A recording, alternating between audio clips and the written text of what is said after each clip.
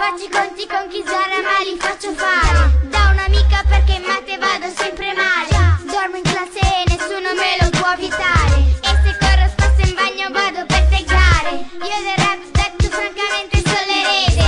Detto legge anche se spesso no, non mi compete. Grazie a mio fratello odio tutti quanti gli emo. E nel dubbio gaggio quelli con il ciuffo nero. Sono troppo bella, sono troppo brava. Faccio la monella, ma sai chi ti caga. E aspetta ancora un paio di anni e poi mettimi contro tutti gli MC che vuoi.